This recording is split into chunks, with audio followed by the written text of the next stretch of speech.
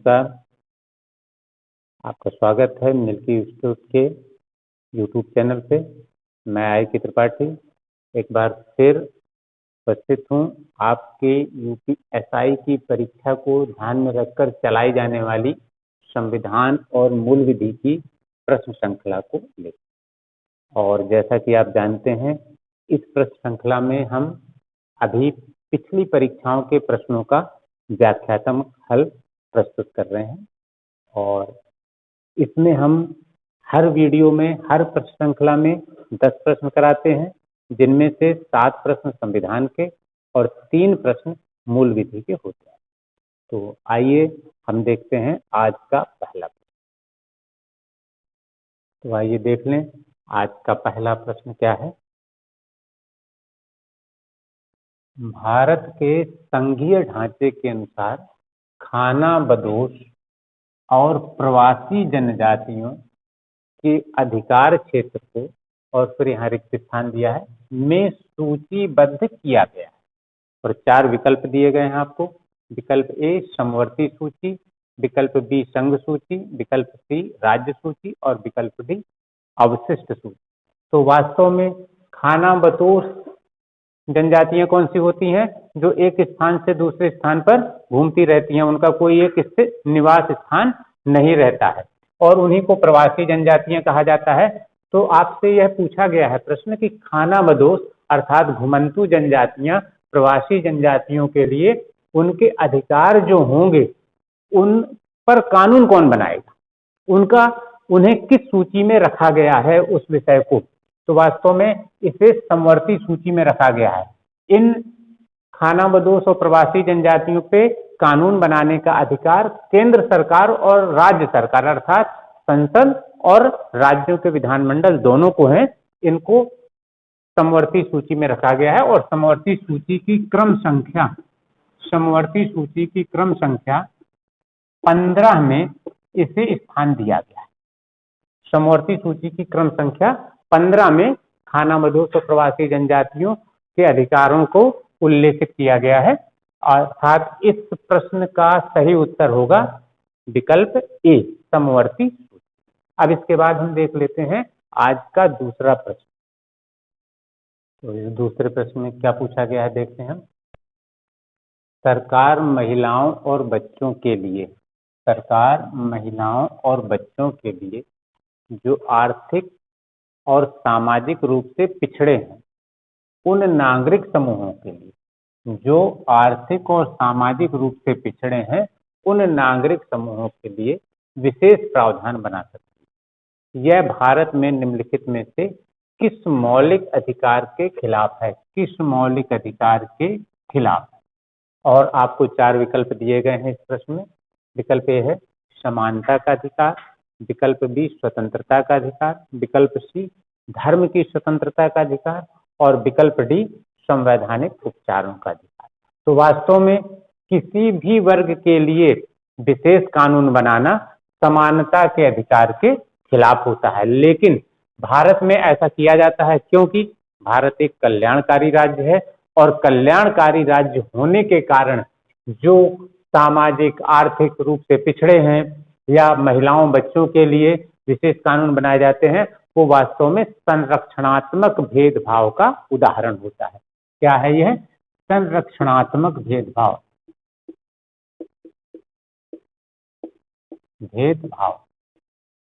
अर्थात ऐसे वर्ग के लिए विशेष कानून बनाना जो किसी तरह से पिछड़ा है तो उन्हें विशेष संरक्षण देना। तो वास्तव में यह समानता के अधिकार के खिलाफ होता है, लेकिन यह संरक्षणात्मक भेदभाव किया जाता है क्योंकि भारत एक कल्याणकारी राज्य है। तो इस प्रश्न का सही उत्तर है विकल्प ए समानता का अधिकार। और अब इसके बाद देखते हैं हम आज का प्रश्न नंबर 3। तो इस तीसरे प्रश्न में पंचायती राज व्यवस्था पर प्रश्न पूछा गया है। प्रश्न क्या है? पंचायती राज व्यवस्था की 3 स्तरीय संरचना, इनमें से कौन सी 3 स्तरीय प्रणाली के निम्नतर स्तर पर है? और विकल्प दिए गए हैं कौन से? ए पंचायत समितियां, विकल्प बी जिले, विकल्प सी ग्राम सभाएं और विकल्प डी ग्राम पंचायत। तो वास्तव में भारत में पंचायती राज प्रणाली 1959 में प्रारंभ हुई और 73वें संविधान संशोधन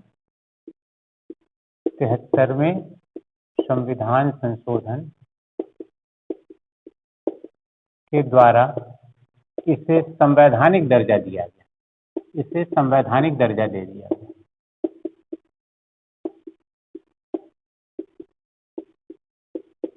संवैधानिक दर्जा दे दिया गया और संवैधानिक दर्जा देने के का प्रभाव क्या हुआ, इसे भारत के संविधान के भाग 9 में स्थान दिया गया। भाग 9 में कुल 16 अनुच्छेद जोड़े गए। कुल 16 अनुच्छेद में पंचायती राज प्रणाली का या पंचायती राज व्यवस्था का उल्लेख किया गया है। ये कौन से हैं अनुच्छेद? 243 और 243A से लेकर 243O तक, 243O तक, अर्थात कुल 16 अनुच्छेदों में यह व्यवस्था की गई। और इस 73वें संविधान संशोधन के द्वारा भारत के संविधान में 11वीं अनुसूची जोड़ी गई, 11वीं अनुसूची जोड़ी गई। तो इस तरह से भारत के संविधान में पंचायती राज प्रणाली को स्थान दे दिया गया है, इसे संवैधानिक दर्जा दे दिया गया। और इसके द्वारा अब पंचायती राज प्रणाली की संरचना है वो 3 स्तरीय है। कौन कौन सी है 3 स्तरीय? ग्राम स्तर पर ग्राम पंचायत, ग्राम स्तर पर ग्राम पंचायत, और ब्लॉक लेवल पर क्षेत्र पंचायत, ब्लॉक लेवल पर क्षेत्र पंचायत, और जिले के स्तर पर, जिले लेवल पर जिला पंचायत।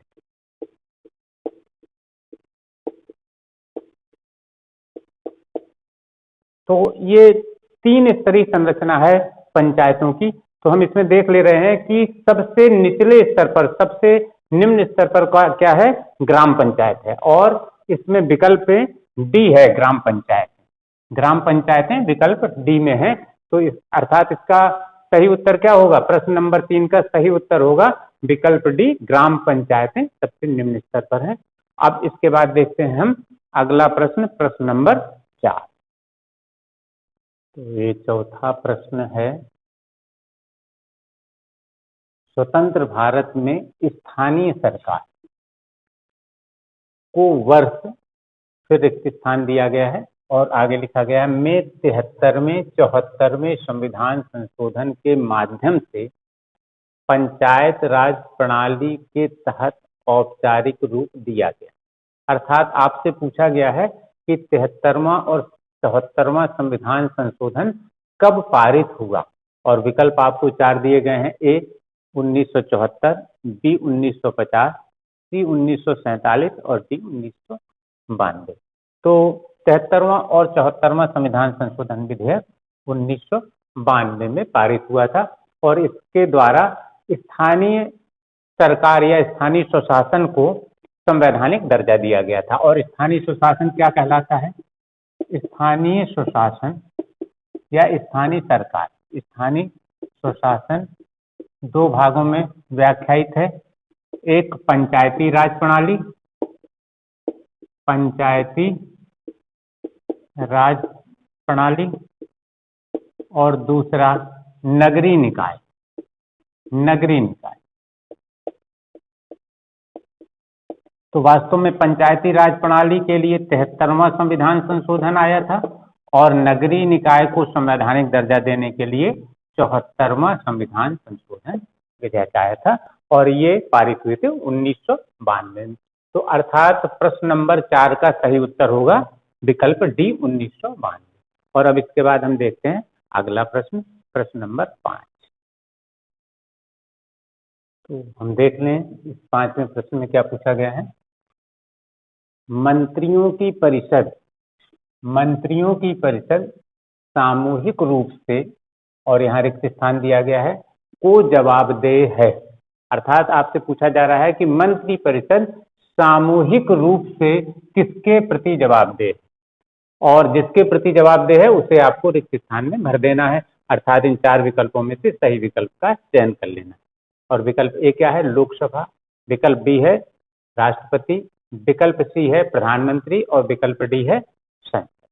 तो भारत में संसदीय शासन प्रणाली है। संसदीय शासन प्रणाली में क्या होता है कि नाम मात्र की कार्यपालिका तो राष्ट्रपति होता है, लेकिन वास्तविक कार्यपालिका मंत्रिपरिषद होती है। और भारत के संविधान के अनुच्छेद 74 और अनुच्छेद 75 में इसके बारे में विस्तार से वर्णन। भारत के संविधान के अनुच्छेद 74 और अनुच्छेद 75 के बारे में, अनुच्छेद 75 में इसके बारे में उल्लेख किया गया है। अनुच्छेद 74 में क्या लिखा गया है, राष्ट्रपति को सहायता और सलाह देने के लिए एक मंत्री परिषद होगी, मंत्री परिषद होगी। अनुच्छेद 74 में क्या लिखा है, राष्ट्रपति को सहायता और सलाह देने के लिए एक मंत्री परिषद होगी। अनुच्छेद 75 में क्या लिखा गया है, अनुच्छेद 75 कई भागों में विभाजित है। 75(1) में लिखा गया है, 75(1) में लिखा गया है, 75(1) में लिखा गया है, राष्ट्रपति प्रधानमंत्री की नियुक्ति करेंगे तथा प्रधानमंत्री की सिफारिश पर अन्य मंत्रियों की नियुक्ति करेंगे। और 75(2) में क्या लिखा गया है, राष्ट्रपति के प्रासाद पर्यंत मंत्री अपने पद पर बने रहेंगे। मंत्री अपने पद पर कब तक बने रहेंगे, राष्ट्रपति के प्रासाद पर्यंत, राष्ट्रपति के प्रासाद पर्यंत, अर्थात राष्ट्रपति की कृपा तक। प्रासाद पर्यंत का अर्थ है राष्ट्रपति की कृपा तक, अर्थात जब तक राष्ट्रपति चाहें तब तक मंत्री अपने पद पर बने रहेंगे। और अनुच्छेद 75(3) में क्या उल्लेख है, मंत्री परिषद सामूहिक रूप से लोकसभा के प्रति उत्तरदायी होगी। अनुच्छेद 75(3) में क्या लिखा गया है, मंत्री परिषद सामूहिक रूप से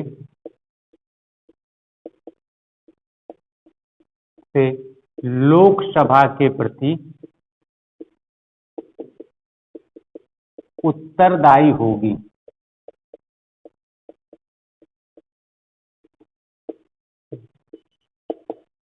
और आपसे प्रश्न ही पूछा गया है, मंत्रियों की परिषद अर्थात मंत्रिपरिषद सामूहिक रूप से किसके प्रति उत्तरदायी है, किसके प्रति जवाबदेह है, लोकसभा।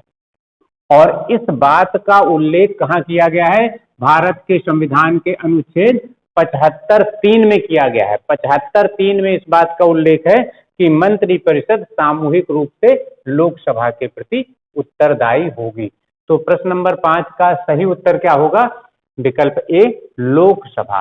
और इसके बाद हम देख लें अगला प्रश्न आज का, प्रश्न नंबर 6। तो अब हम देख लें प्रश्न नंबर 6 में पूछा क्या गया है। प्रश्न है, भारत के संविधान के अनुसार निम्न में से कौन सा हर नागरिक का मौलिक कर्तव्य है। और विकल्प क्या दिया गया है, ए वोट करने का कर्तव्य, विकल्प बी अन्याय के खिलाफ आवाज उठाने का कर्तव्य, विकल्प सी हमारी मिश्रित संस्कृति की समृद्ध विरासत को महत्व देने और संरक्षित रखने का कर्तव्य, और विकल्प डी है करों का भुगतान करने का कर्तव्य। तो मौलिक कर्तव्य क्या हैं वास्तव में और भारत के संविधान में कब से हैं, इसको हम जान लें थोड़ा। जब भारत का संविधान बना तो उसमें मौलिक कर्तव्य नहीं थे, केवल मौलिक अधिकार या मूल अधिकार थे। और मौलिक कर्तव्यों को बाद में जोड़ा गया 42वें संविधान संशोधन के द्वारा। ये वास्तव में स्वर्ण सिंह समिति की सिफारिश पर जोड़े गए थे। स्वर्ण सिंह समिति की सिफारिश पर जोड़े गए।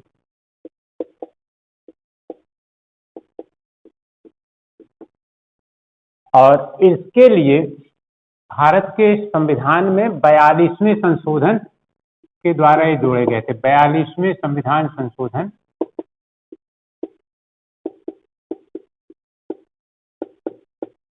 1976, 42वें संविधान संशोधन 1976 के द्वारा संविधान में अंतः स्थापित किए गए। संविधान में अंतः स्थापित, अर्थात संविधान में लाए गए, संविधान में जोड़े गए। लेकिन ये 3/1/1977 से प्रभावी हुई।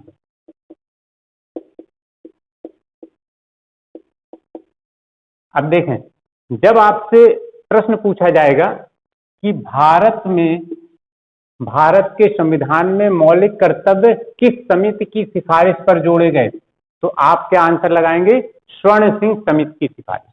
और जब आपसे प्रश्न पूछा जाएगा कि ये कब जोड़े गए, कब अंतः स्थापित किए गए, 42वें संविधान संशोधन 1976 के बाद। लेकिन जब यह प्रश्न बनेगा कि मौलिक कर्तव्य जो भारत के संविधान में 42वें संशोधन से जोड़े गए, या केवल इतना ही पूछ लेगा कि मौलिक कर्तव्य कब से प्रभावी हुए, तो ये कब से प्रभावी हुए? 1977 से, 3/1/1977 से ये प्रभावी हुए। तो इन दोनों प्रश्नों का उत्तर अलग अलग होगा। 42वें संविधान संशोधन 1976 से जोड़े गए लेकिन प्रभावी हुए 1977। और क्या किया गया 42वें संविधान संशोधन के द्वारा? इसके द्वारा भारत के संविधान में एक भाग जोड़ा गया। कौन सा भाग? भाग 4 का, भाग 4 का जोड़ा गया, और एक अनुच्छेद जोड़ा गया, अनुच्छेद 51 का जोड़ दिया गया। और इस भाग 4 का के अनुच्छेद 51 का में कुल 10 मौलिक कर्तव्य जोड़े गए। लेकिन फिर क्या हुआ? 86वें संविधान संशोधन, हम संक्षेप में लिख दे रहे हैं, 86वें संविधान संशोधन के द्वारा एक और मौलिक कर्तव्य जोड़ दिया गया, एक मौलिक कर्तव्य और जोड़ दिया गया। और इस तरह से वर्तमान समय में कुल मौलिक कर्तव्य कितने हो गए? कुल मौलिक कर्तव्य वर्तमान समय में 11 मौलिक कर्तव्य हो गए।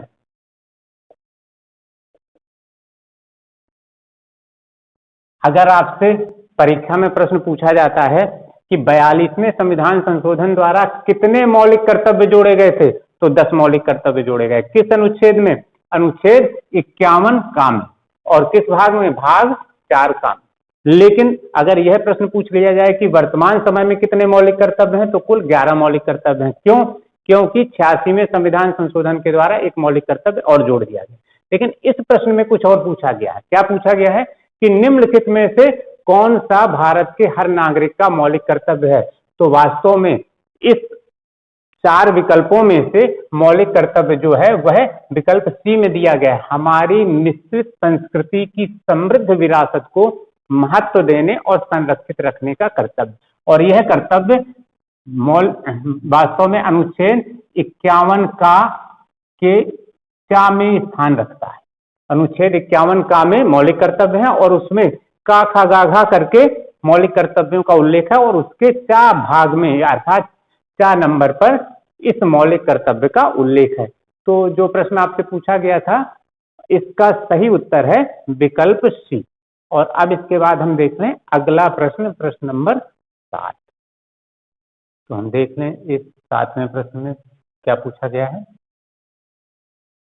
प्रश्न है, निम्न में से कौन सा संसद द्वारा बनाए गए कानूनों की हद के संदर्भ में सही है? आपसे पूछा गया है प्रश्न कि निम्न में से कौन सा संसद द्वारा बनाए गए कानूनों की हद के संदर्भ में सही। और आपको 2 विकल्प दिए गए हैं। वास्तव में ये 2 कथन है और फिर विकल्प आपको 4 ये दिए गए। ये पहला ए क्या है? संसद पूरे भारत या इसके किसी भाग के लिए कानून बना सकती है। और बी क्या है?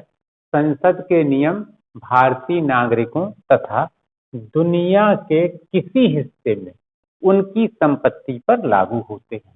इसका मतलब ये कहा जा रहा है कि संसद के नियम सभी भारतीय नागरिकों पर लागू होते हैं, उनकी संपत्ति पर लागू होते हैं, चाहे वह भारत में हो या दुनिया के किसी भाग में वे हों और उनकी संपत्ति हो, उन पर सब पर संसद के द्वारा बनाए गए नियम लागू होते हैं। और फिर आगे है सही विकल्प का चयन करें। विकल्प ए है ए और बी में से कोई भी नहीं।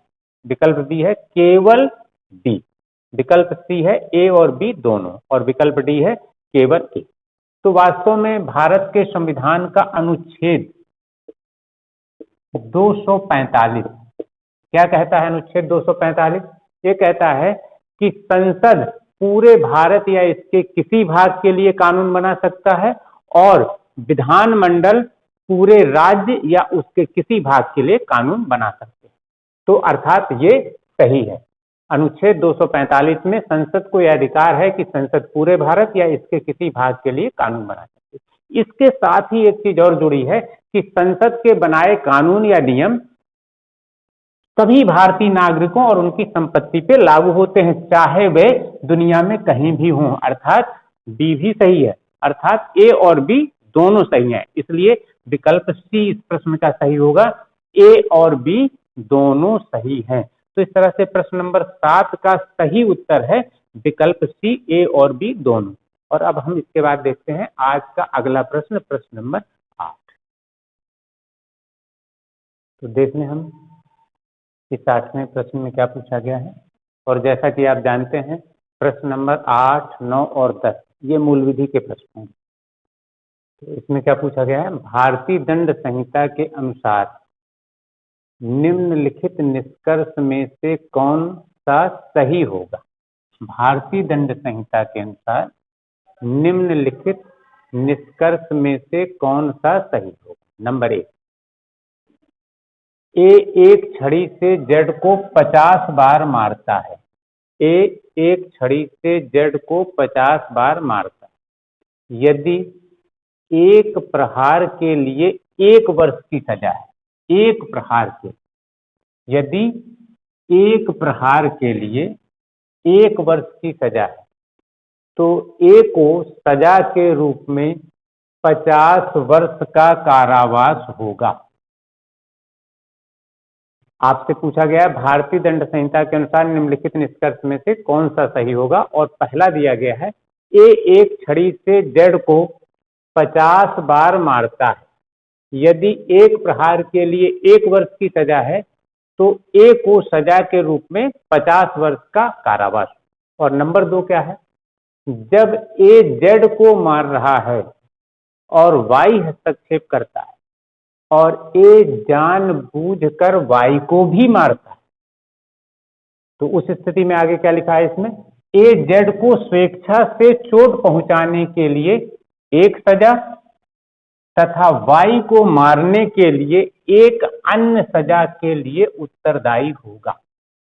और अब इसके बाद 4 विकल्प दिए हैं और विकल्पों में क्या पूछा गया है कि कौन सा इनमें सही है? 1 सही है कि 2 सही है कि दोनों सही है कि दोनों में से कोई भी सही नहीं। ए विकल्प क्या है? 1 और 2 दोनों सत्य हैं। विकल्प बी है केवल 1 सत्य है। विकल्प सी है केवल 2 सत्य है। और विकल्प डी है 1 और 2 दोनों में से कोई सत्य नहीं। तो वास्तव में भारतीय दंड संहिता जो है IPC, Indian penal code, IPC, भारतीय दंड संहिता की धारा 71 क्या कहती है कि अगर ए एक छड़ी से जेड को 50 बार मार रहा है लेकिन एक प्रहार के लिए 1 वर्ष की सजा है तो ए को सजा के रूप में 1 वर्ष की ही सजा मिलेगी, 50 वर्ष की सजा नहीं मिलेगी। 50 वर्ष का कारावास नहीं होगा। क्यों नहीं होगा? क्योंकि उसने जेड को चाहे 1 बार मारा या 50 बार मारा, उन सबको एक ही अपराध माना जाएगा। और यह व्यवस्था वास्तव में कैसी है? भारत के संविधान के अनुच्छेद 20 में क्या उल्लेखित है? किसी भी व्यक्ति को एक ही अपराध के लिए 1 बार से अधिक अभियोजित और दंडित नहीं किया जाएगा। तो वास्तव में अनुच्छेद 20 में जो भाव है उसी भाव को यहां पर स्पष्ट दिखाई दे रहा है। वह भाव आईपीसी की धारा 71 में कि एक व्यक्ति ने 1 बार अपराध किया है, उसने जेड को छड़ी से मारा है। अब छड़ी से 1 बार मारा है कि 50 बार मारा है वह काउंट नहीं किया जाता है। केवल यह बात काउंट की जाती है, यह बात देखी जाती है कि उसने ए ने जेड को छड़ी से मारा है। तो किसी को छड़ी से मारने या किसी अन्य तरह से चोट पहुंचाने के लिए 1 वर्ष की सजा है, तो अब जज को चाहे उसने 50 बार मारा या 1 बार मारा, उसे 1 वर्ष की ही सजा मिलेगी, 50 वर्ष की नहीं मिलेगी। तो इसका अर्थ है यह सत्य नहीं, अर्थात कथन जो पहला है यह सत्य नहीं है, क्योंकि इसमें लिखा है 50 वर्ष का कारावास होगा, ऐसा नहीं है, उसे 1 वर्ष का ही कारावास होगा। और दूसरा क्या है, जब ए जड को मार रहा है और वाई हस्तक्षेप करता है और ए जानबूझकर जड को भी मारता है, तो फिर इस स्थिति में क्या किया, ए ने जेड को तो मारा ही और उसने जानबूझकर वाई को भी मारा, तो इसमें उसको दोनों को मारने की सजा मिलेगी। उसने 2 अपराध किए, वास्तव में उसने 2 अलग अलग लोगों को मारा है। तो यहां पर उसने 2 बार अपराध किया है, जेड को मारा और वाई को भी मारा। तो इसमें आगे क्या लिखा है कि ए जेड को स्वेच्छा से चोट पहुंचाने के लिए 1 सजा और वाई को मारने के लिए 1 अन्य सजा के लिए उत्तरदायी होगा, यह सत्य है। वह 2 अलग अलग सजाओं के लिए जिम्मेदार होगा, क्योंकि उसने 2 अलग अलग लोगों को चोट पहुंचाई है। इसका अर्थ है कि 1 सत्य नहीं है और 2 सत्य है। और विकल्प में कहां दिया गया है केवल 2 सत्य है, सी में दिया गया, विकल्प सी में दिया गया है केवल 2 सत्य है। तो इस तरह से प्रश्न नंबर 8 का सही उत्तर होगा विकल्प सी, केवल 2 सत्य है। तो अब इसके बाद हम देख लें आज का अगला प्रश्न, प्रश्न नंबर 9। तो इस प्रश्न नंबर 9 में क्या पूछा गया है देख लें हम। सूचना का अधिकार अधिनियम के प्रावधानों के तहत भारत का कोई नागरिक, और यहाँ रिक्त स्थान दिया है, से जानकारी का अनुरोध कर सकता है। अर्थात आपसे पूछ रहा है कि जो 4 विकल्प दिए हैं इनमें से किससे जानकारी का अनुरोध कर सकता है। विकल्प क्या है, ए संबंधित विभाग के मंत्रियों से, विकल्प बी राष्ट्रपति, विकल्प सी लोक प्राधिकरण और विकल्प डी अदालत। तो वास्तव में सूचना के अधिकार अधिनियम के अंतर्गत भारत का कोई भी नागरिक लोक प्राधिकरण से जानकारी का अनुरोध कर सकता है। अर्थात प्रश्न नंबर 9 का सही उत्तर होगा विकल्प सी लोक प्राधिकरण। अब इसके बाद हम देखते हैं आज का अंतिम प्रश्न, प्रश्न नंबर 10। तो देखते हैं इस 10वें प्रश्न में क्या पूछा गया है। प्रश्न है, भूमि अधिग्रहण, पुनर्वास और पुनर्स्थापन अधिनियम 2013 में उचित मुआवजा और पारदर्शिता का अधिकार ने, और फिर यहाँ रिक्त स्थान, फिर आगे लिखा है कि भूमि अधिग्रहण की जगह ली।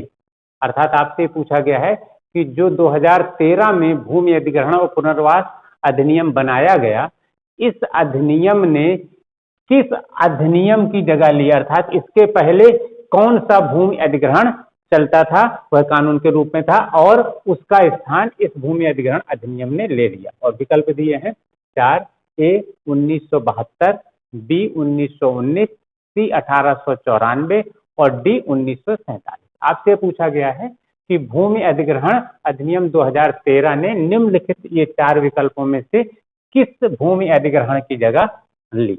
तो वास्तव में इस 2013 के अधिनियम ने 1894 के भूमि अधिग्रहण अधिनियम का स्थान लिया। तो यहाँ रिक्त स्थान में इस विकल्प सी को भरने से यह पूरा हो जाता है। अर्थात इस प्रश्न का सही उत्तर है 1894।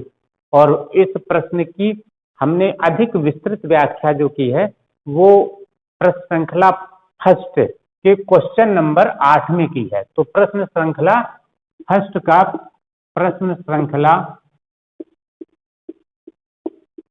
1 का क्वेश्चन नंबर 8 की व्याख्या एक बार आप फिर से देख लें, तो उसमें हमने इस 1894 के भूमि अधिग्रहण के बारे में भी बताया है, तो उसको आप और अच्छी तरह से समझ लेंगे। तो इस प्रश्न का सही उत्तर है विकल्प बी, विकल्प सी 1894।